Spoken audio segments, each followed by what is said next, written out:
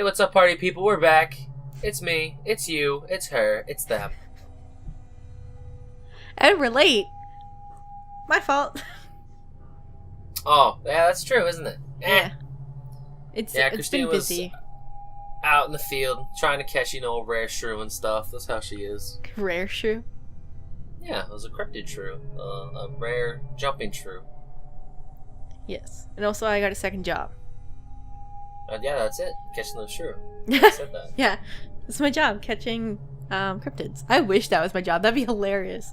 No one would pay me. No. It's a hard gig to get. Yeah.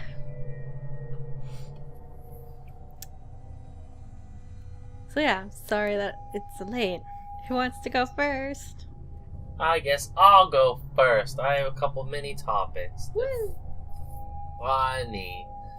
They're from a website that I'm quite enjoying called bookofcreatures.com. They have a bunch of bookofcreatures.com, not a book. Bookofcreatures.com. It is a website. Did I say a website? No, I just think it's funny that it has the name like Book of Creatures when it's a website. It's a website book. Yeah, it's comical. A web book. There's a lot of cool creatures I've never heard of. Today's is Mbielu-Mbielu-Mbielu. Mbielu. It's spelled Mbielu. Repeat. It is translated as animal with planks growing out of its back. I guess. I don't know how you translate this. The same word. The language is weird. But it doesn't matter. Because it's a little known cryptid. Restricted to a river or two in the Congo. Most sightings reported by local villagers over by Bonilla and Ebola. It's active in the late afternoon, and most people think it's an herbivore because, can you guess? Because it eats herbs. No. Herbs? What the flip? No, it's docile. It's not a dink. It's not a violent creature. Yeah, it's chill. It listens to lo-fi beats. It's never been fully shown above the water. It only lives in these rivies. You can only see its big planks growing out from its back like a Trisnegosaurus, and it's got grass all on them, and gross muck, and algae. Significant sightings. Are you ready? These are pretty scary. It was seen near Ipina, a place called Ikakese. Green vegetable growth was visible on its back as it came out of the water. That was sighting 1. Are you ready for sighting 2? Okay. Odette, a woman of Bonilla, Republic of the Congo. So her name was Odette? Yeah, Odette. Oh my god. Odette. Did she turn into a swan? Possible. I don't know about that. This is about the Mbielu-Mbielu-Mbielu. Oh, okay. She was looking through a book provided by Roy Mackle in 1980, and guess what she pointed out in the picture book of the Mbielu? A Stegosaurus! No one had told her of such a beast other than what had been spoken down from word of mouth and seeing it. Because, 1980 was back in the olden days without phones and internets and stuff, so... Who's bringing a dinosaur book? Except for Roy Mackle. 1980? Yeah, it's not that long ago. I was gonna say. I'm pretty sure there might have been some sort of internet at that point, but also... Nothing good, though. Not like cell phones and stuff. It was like big, clunky computers. They were doing old school where they went to libraries. That was like my favorite hangout spot when I was a kid, was a library. Was it? I did like the library. Yeah. And that's the Mbielu-Mbielu-Mbielu. You like them? Yeah. Doesn't sound like it. No, it's just fine. It's fine. Don't worry about it. Do you have a topic? I kind of have 2 topics. So I guess I can talk about... You kind of have 2? Yeah. Cool. So my topic, which I was planning on doing for a while now, which is the Onibaba, or also known as the Kijo, like female demon. There's also like the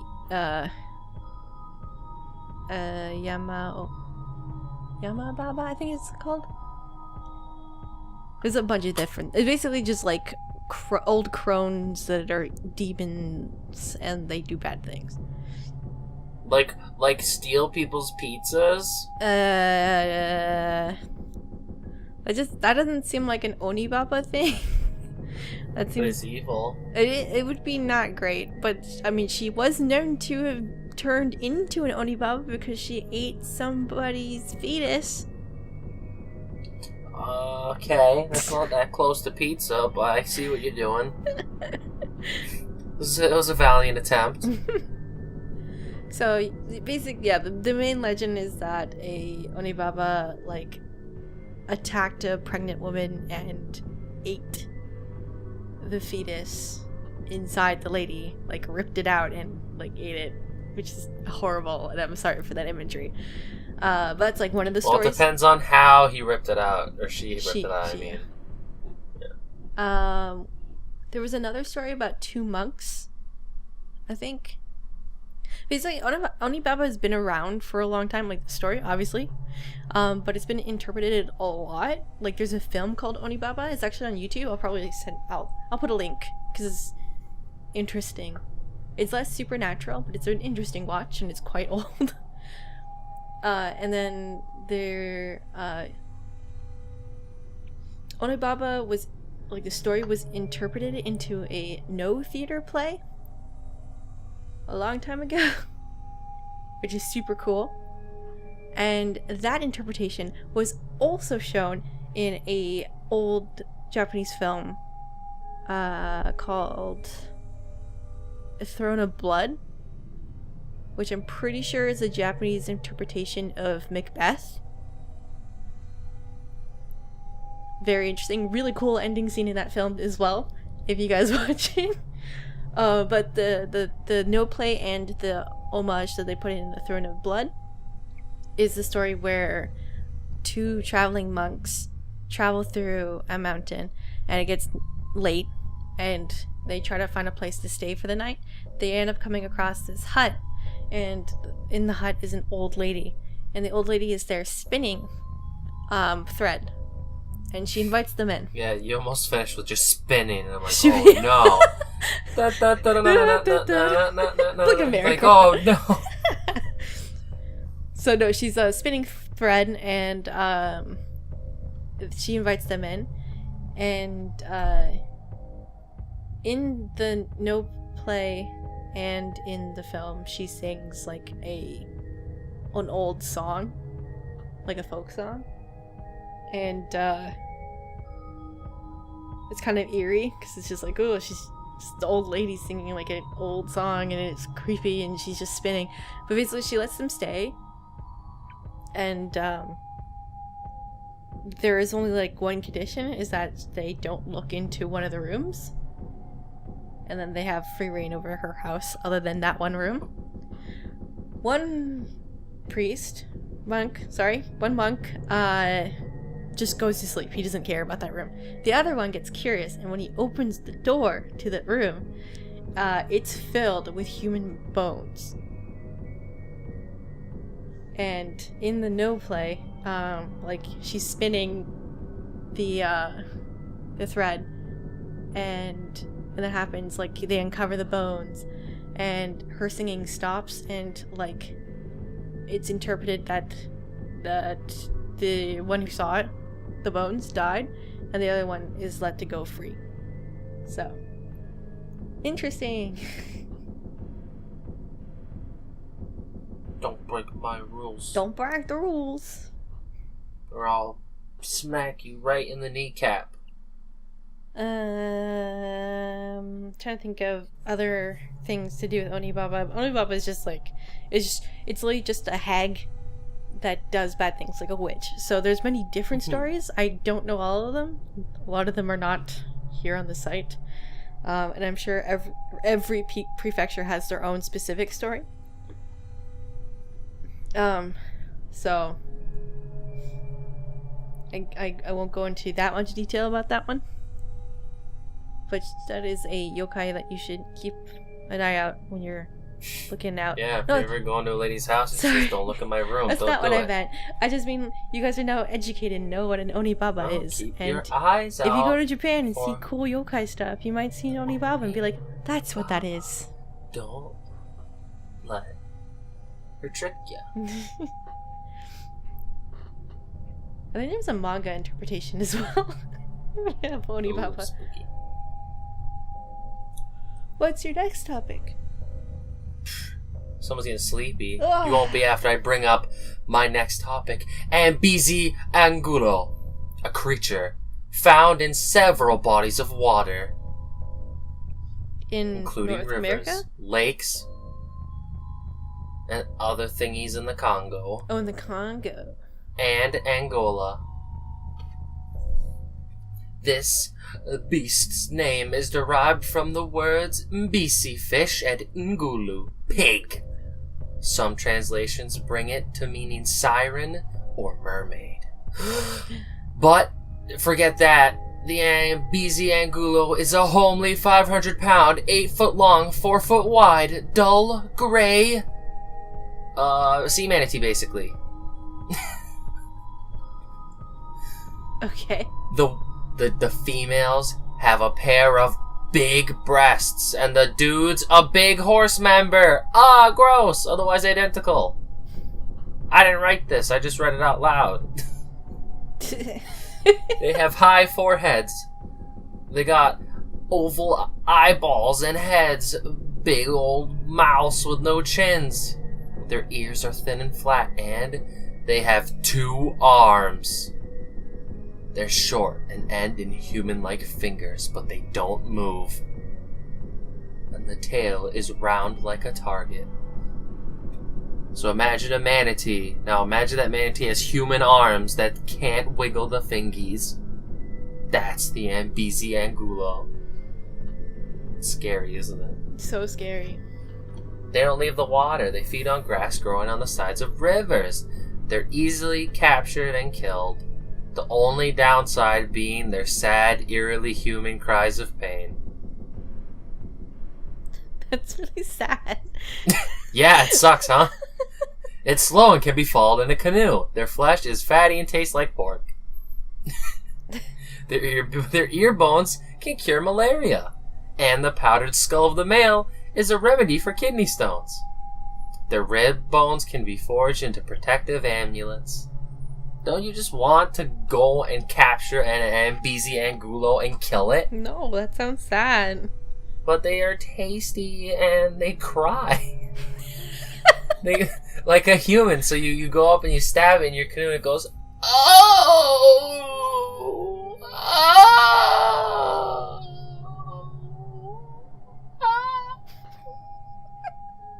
And then you eat it. No? Alright, fine. Nope, Whatever. not for me.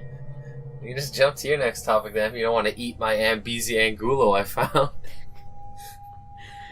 This topic that I'm going to be talking about is an impromptu topic because I decided to watch a horror movie today. Oh, fucking Christ, this thing. God damn it. Papa was there while I was watching it. By there, There's a new topic called Christine Reviews an Awful Horror Movie It was because so she's a bad. fool. It was okay. Alright. It was at least Go like it was for a it. Japanese horror movie, so we're gonna talk about yokai again. It was a Japanese and American project. The companies that worked on it were production companies: Industrial Entertainment, Genre Project Inc., Crow Island Films, Koji Production, and I think it even said that like Toei was working on it as well. There was a lot of like different things happening that I was kind of confused with. But it's like an American-Japanese coming together to make a film. Unfortunately, it was terrible because no one decided to actually write this film. So this takes place, the main characters are 3 Americans. It starts off with you meeting a man in a hospital-like place, and he's known as the Faceless Man. And you don't really get to see him much, like his face, obviously. And they're trying to figure out who he is and like why he was doing a thing. They don't really get into it at the beginning. and they end up showing him a video, which is pretty much just showing you exposition of why these people were in Japan in the first place. And it's bad. It was bad. I was interested because it was a Japanese film, so I thought it might have yokai. And since he was known as the Faceless Man, I was kind of hoping they would talk about Mbielu-Mbielu, which is not talked about a lot. Well, I mean, I guess it is sort of like, it is a sort of common interpretation of a yokai, which is just a faceless person. Like, smooth face, no face. But that wasn't the case. I was very sad by that. I was really hoping he'd have no face. Even though he's called the Faceless Person. I think it was more that his eyes were missing. And that's why they called him Faceless. Basically, three main characters is Kate, James, and Chris. Kate and Chris are dating, and James is her best friend. And I guess she's like a YouTuber or something like that. She like is a internet personality. So she starts off with a vlog.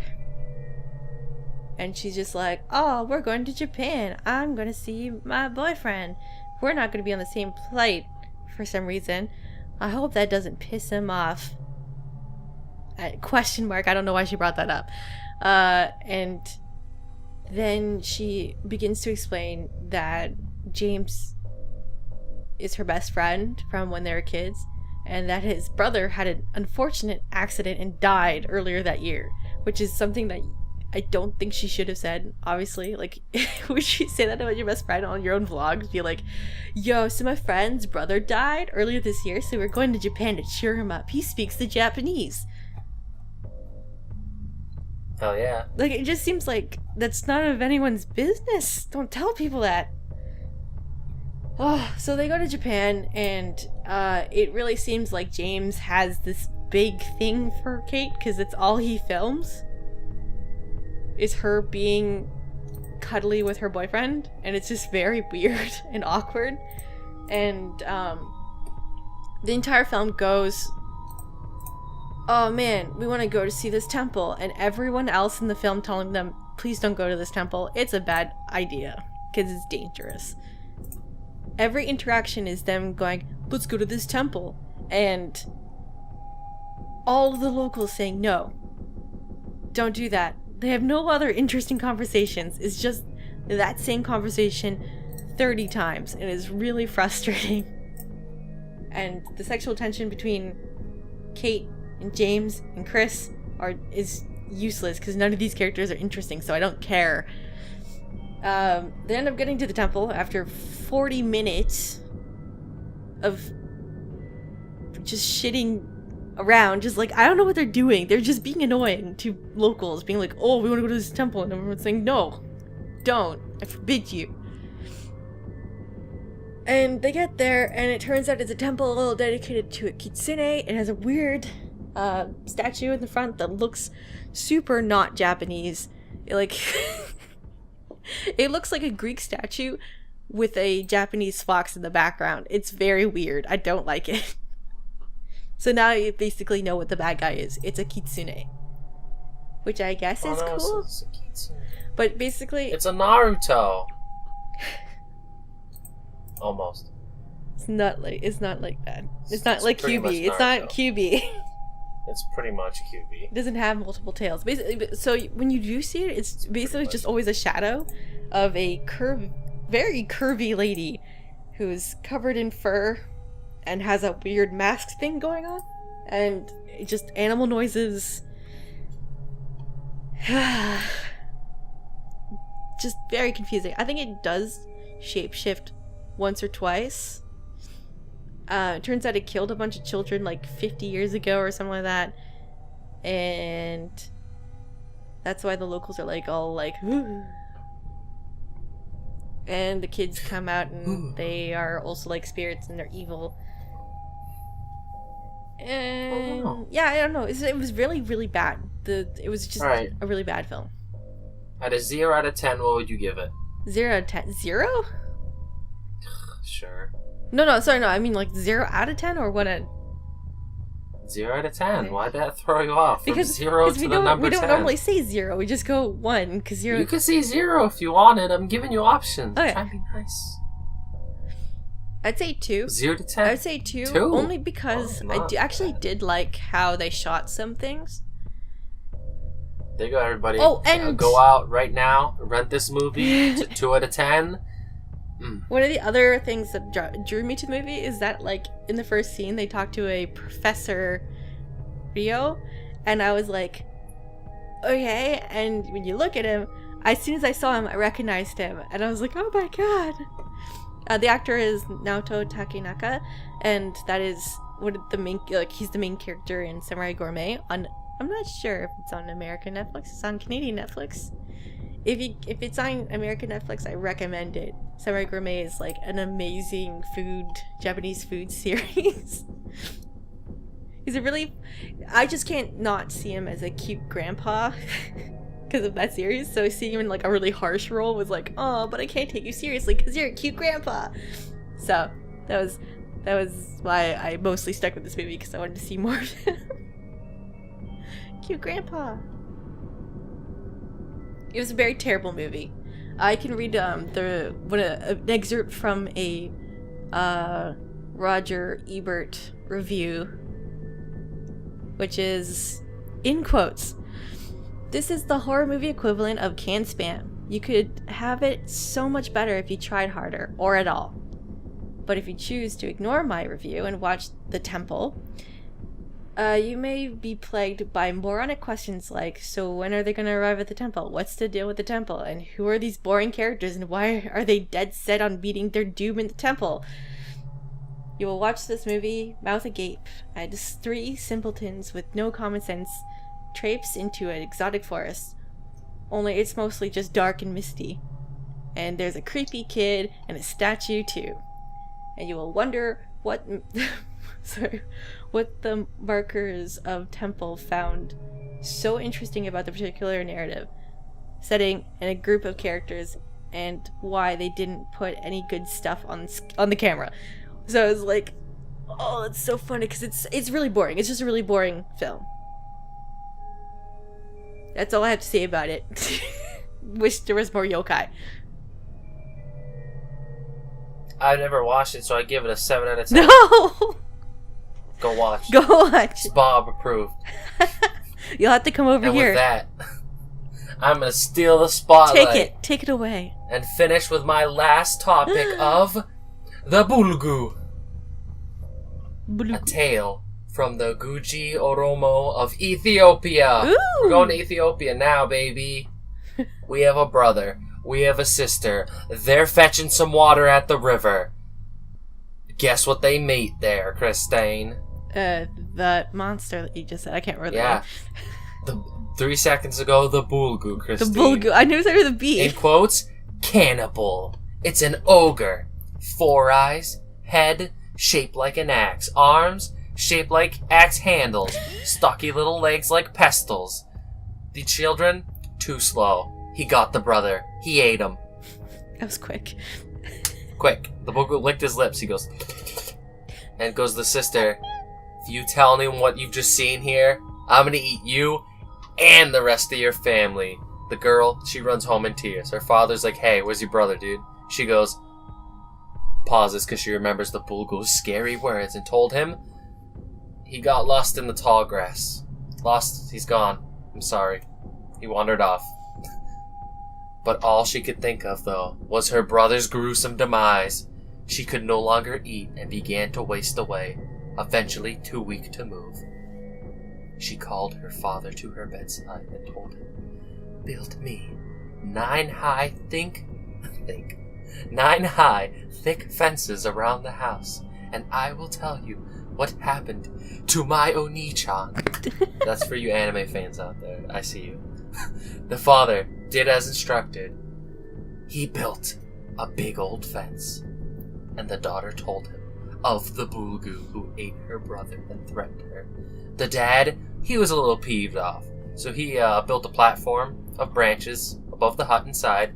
He hid his daughter there. He's like, I'm gonna hide you right here like a can of bread for my cat. And the daughter's like, can of bread, what? And he's like, I'm leaving. He grabbed his lance, and he's going out to kill the Bulgu. Christine, can you guess what happens next? He dies. It was all in vain. The Bulgu had heard every word of that dumb little girl. He tramps in, he uses magic, gets rid of the walls, unlocks the doors, walks right in. He searches high, he searches low. She would have gotten away with it too. If not, can you guess for why? No. Nothing? No. No. Christ. Alright, well fine, I'll just tell you then. Mm-hmm. She was so scared, he would have missed her if not for the girl breaking wind in fear. What? Yeah. She farted? Yeah, and he was like, got ya! And he grabbed her out of the fucking rafters and ate her. She got When the father scare returned toots. home, the only remnant of his beloved daughter was her middle finger. I'm like, dude, this sounds like a funny... That's a joke Funny little story. story. Oh my god. No, that's a real one. That's it just so happens funny. to be funny because of our middle finger thing. That's the Bulgu. Because of her middle finger thing, and also that she tooted it in clever position. Yeah. Oh my god. Oops. Got ya. Gotcha. That's freaking funny. Poor, not named daughter, brother, or father of this story. No mother. She was already eaten by the Bulgu, probably. Oh. Or someone else. Me. There's a lot of vor monsters the last couple weeks. Yeah, you seem to be obsessed with these vor monsters. This website has a lot of them. Every time I look at a monster, I start reading. I'm like, oh, it's a eat'ems. Well, that's this week's episode of The Shrew Hunter 2019. Do you want to talk about what's happening next week? Yeah, next week we're gonna have Shrew Hunter episode 2. Christine will keep us with an update of how many shrews she's found, if any. I really like shrews, actually. They're so cute. Yeah, they're not. Oh my god, that's what's happening next week. I'm gonna find Attack of the Killer Shrews and I'm gonna make you watch it. Sorry, is that a real thing? That's a movie. That's a real movie? Yep. What? Don't look it up. You gotta go won't. in blind. Just Attack the Killer Shrews. That's a movie. Everybody, if you know it, nod your head. I can see you. Yeah, you do. Oh wait, let's gonna do a thing that I You- normally forget to do. What? keep List what forgetting to- episode this was? I don't know what number this was. I don't Like remember that. either. It was the one after last one, and the one before the next one. Numbers, Thanks they don't for matter listening. anymore. I'm It's been a while. Bob. Now, Christine, you guys gotta send us your ghost stories. I swear to goodness. Where can they send the ghost stories that you, for some reason, know for a fact they have? Yes, I know that you have ghost stories. It's like Agatha from Twilight Princess, where she's like, I know you have bugs. Bob doesn't know what I'm talking about. I kind of do. I know that there's the bug lady. The bug lady, if you leave her house with and you have bugs on you, she knows. And she like goes under her breath and goes like, I know you're hiding them from me. And it's really creepy.